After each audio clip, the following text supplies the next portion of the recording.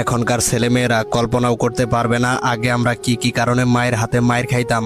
মায়ের হাতে মায়ের খাবার পরে কাঁদলেই আবার মায়ের খাইতাম, মায়ের খাবার পরে না কাঁদলেও মায়ের খাইতাম, না মারা সত্ত্বেও কান্নাকাটি করলেই মায়ের খাইতাম, খেলা নিয়ে বেশি মেতে থাকলে মায়ের খাইতাম, খেলতে গিয়ে কারো হাতে মায়ের খেয়ে আসলে আবার মায়ের খাইতাম, খেলতে গিয়ে কাউকে মেরে আসলেও মায়ের খাইতাম, বড়দের কথায় তেরা উত্তর দিলে মায়ের খাইতাম, অনেকদিন মায়ের না খেয়ে থাকলেও প্রচুর মায়ের খাইতাম।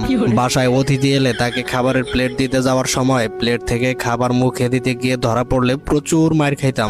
অতিথিরা খাওয়ার সময় খাবারের দিকে হা করে তাকিয়ে থাকলে মায়ের খাইতাম। অতিথি বাড়ি থেকে চলে যাওয়ার সময় তার সাথে যাওয়ার বায়না ধরলে মায়ের খাইতাম। সন্ধ্যা নামার আগে বাড়ি না ফিরলে প্রচুর মায়ের খাইতাম। প্রতিবেশীর বাড়িতে গিয়ে খেয়ে আসলেও মায়ের খাইতাম। কারো সাথে মারামারি করে হেরে এলে যে কি পরিমাণের মায়ের খাইতাম। বেশি সময় নিয়ে খাওয়া দাওয়া করলেও মায়ের খাইতাম।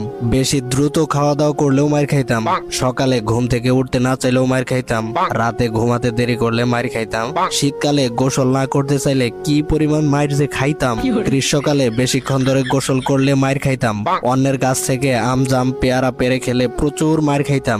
স্কুলে টিচারদের কাছে মার খেয়েছি খবর পেলে যে কি মায়ের খেতাম।